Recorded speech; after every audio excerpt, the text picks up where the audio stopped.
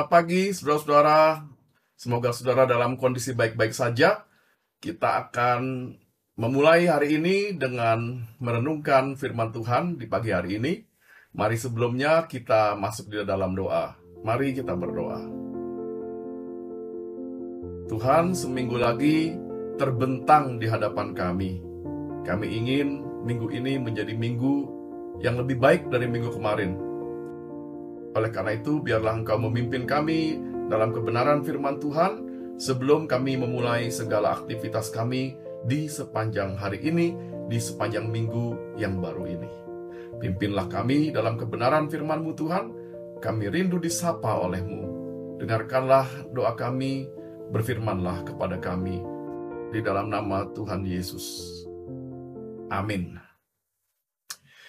Saudara, saya akan membacakan Alkitab dari Mazmur 32 ayat 1 sampai dengan ke-6.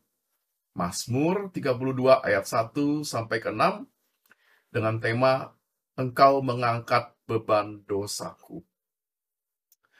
Berbahagialah orang yang diampuni pelanggarannya, yang dosanya ditutupi. Berbahagialah manusia yang kesalahannya tidak diperhitungkan Tuhan, dan yang tidak berjiwa penipu. Selama aku berdiam diri, tulang-tulangku menjadi lesu, karena aku mengeluh sepanjang hari. Sebab siang dan malam tanganmu menekan aku dengan berat.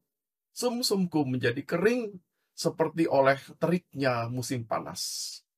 Dosaku kuberitahukan kepadamu, dan kesalahanku tidaklah kusembunyikan. Aku berkata, aku mengakui pelanggaran-pelanggaranku kepada Tuhan, dan Engkau mengangkat beban dosaku. Sebab itu hendaklah tiap orang saleh berdoa kepadamu pada waktu kesesakan. Sesungguhnya pada waktu banjir besar terjadi, itu tidak akan melandanya. Demikianlah firman Tuhan. Saudara, ada seorang pemuda bercerita, satu ketika dia bertengkar hebat dengan ayahnya. Masing-masing emosi lalu mengucapkan kata-kata yang menyakitkan. Sejak itulah sang pemuda yang tinggal di tempat kos tidak lagi pulang ke rumah pada waktu liburan. 3 tahun berlalu, tapi kata-kata menyakitkan itu masih terus terngiang. Terekam kuat di dalam ingatan. Setiap kali saya ingat kejadian itu, katanya, saya jadi resah, saya nggak bisa tidur pulas, saya dihantui rasa marah, sekaligus rasa bersalah. Lantas sang ayah jatuh sakit, cukup serius. Ibunya minta supaya dia pulang ke rumah untuk berdamai dengan ayahnya, mumpung masih ada kesempatan. Mula-mula ia merasa segan sekali, tapi kemudian ia memberanikan diri untuk menemui sang ayah yang sudah terbaring lunglai di ranjang. Si pemuda duduk di samping ranjang itu, meminta maaf, dan tiba-tiba tangan sang ayah memegang tangannya, menepuk-nepuk tangannya. Dengan mata berkaca-kaca, ayahnya berkata, "Ya sudah, Papa juga salah. Kamu jaga diri baik-baik ya." Menurut kesaksian si pemuda, pada momen itu katanya, rasanya seperti beban 50 kg terangkat dari pundaknya.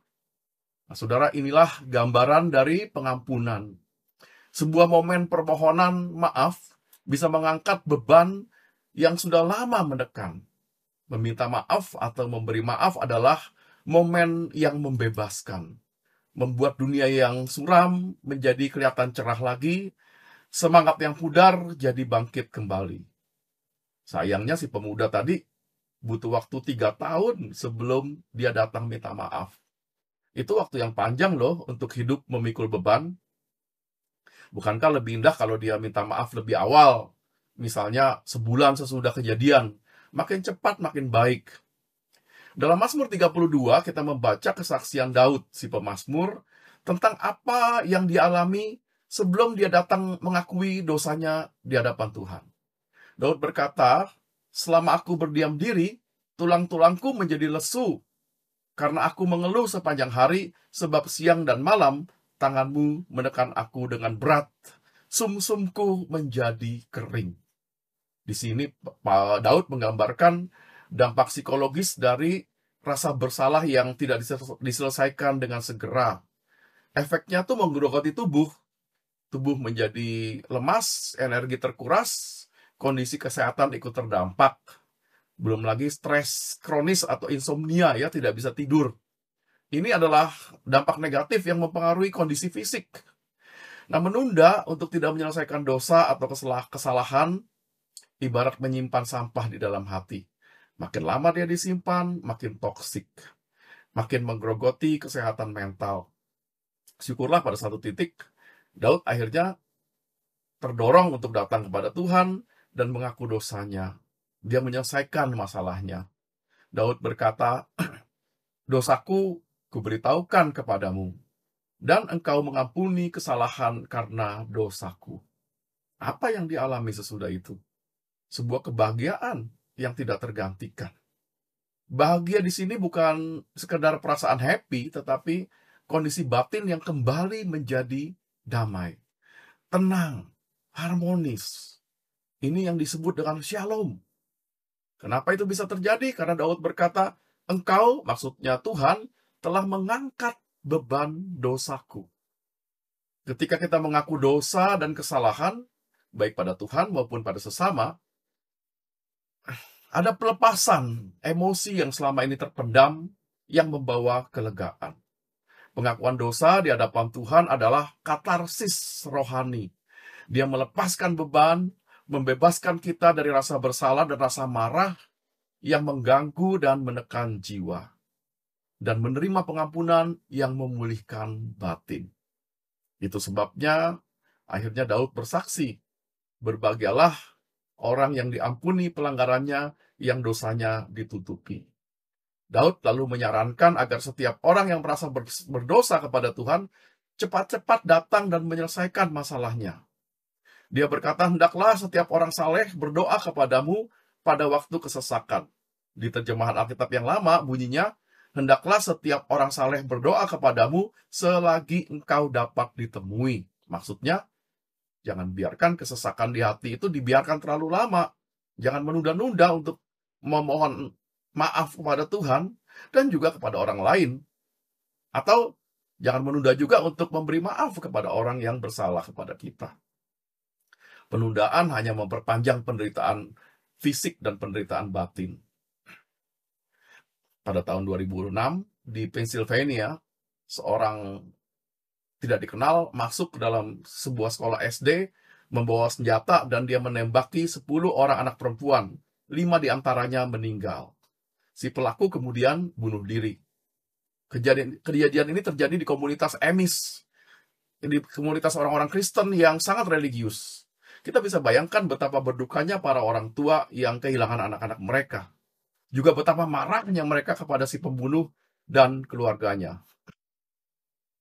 Yang menarik, beberapa jam setelah kejadian, ketika awak media masih sibuk meliput kisah penembakan itu, datang berita mengejutkan. Komunitas Amish, termasuk orang tua yang berduka, menyatakan dalam konferensi pers bahwa mereka memaafkan si pelaku penembakan beserta keluarganya. Orang lalu bertanya, kok bisa begitu cepat mengampuni? Pemimpin komunitas Amish kemudian menjelaskan, mengampuni bukan berarti kami menganggap enteng kejahatan yang telah dilakukan oleh si pembunuh. Keadilan tetap harus ditegakkan.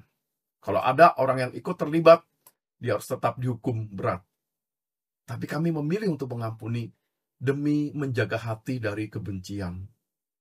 Mereka bersaksi, saudara, kami sudah kehilangan orang-orang yang kami kasihi. Dan beban itu berat sekali. Kami tidak lagi mau menambah beban itu menjadi semakin berat dengan memelihara kepahitan sampai kami kehilangan semangat hidup. Saudara-saudara, pengampunan adalah soal mengangkat beban. Soal memilih untuk menjadi bahagia, memilih untuk hidup dengan damai. Itu sebabnya Tuhan tidak pernah menunda waktu untuk mengampuni kita. Karena Tuhan ingin kita bahagia. Maka biarlah kita juga tidak menunda waktu untuk mengampuni atau meminta maaf kepada orang lain. Supaya kita bisa bahagia. Orang yang kita ampuni juga bisa bahagia. Kebahagiaan terbesar yang kita alami bukan kita terima ketika kita tidak pernah bersalah. Tapi ketika kita salah, lalu kita diampuni. dan hidup dalam damai setelah itu. Amin. Mari kita berdoa. Ya Tuhan, dalam kehidupan sehari-hari, kami ini orang yang sering berbuat salah, dan kami juga sering dilukai oleh orang lain. Oleh karena itu Tuhan, biarlah kalau kami berbuat salah, kami cepat-cepat menyelesaikan masalahnya. Kalau kami berdosa kepadamu, ya Tuhan, biarlah kami datang dengan segera, karena kami tahu Tuhan pasti akan mengangkat beban kami dan mengampuni kami. Begitu juga ketika kami berbuat salah kepada orang lain, ajar kami juga Tuhan untuk segera memohon pengampunan. Atau juga kalau orang lain yang bersalah kepada kami, berikan kami kerendahan hati untuk bisa mengampuni dalam waktu yang cepat, supaya kami tidak terganggu batin kami ini dengan beban-beban yang tidak perlu. Bebaskan kami dari beban itu Tuhan, angkat beban kami dengan pengampunan. Kami sebentar akan memasuki kesibukan sehari-hari. Tuntunlah kami Tuhan, supaya kami bisa bekerja dengan damai sejahtera, dengan penuh semangat, karena hati kami dibebaskan untuk mengampuni dan untuk menerima pengampunan. Di dalam nama Tuhan Yesus, kami serahkan diri kami sepanjang hari ini. Amin. Saudara, selamat merayakan kehidupan, selamat menjalankan aktivitas. Tuhan menyertai kita semua. Bagi Bapak Ibu yang memiliki pergumulan khusus dan ingin didoakan, bisa menghubungi rekan-rekan pendeta di nomor berikut.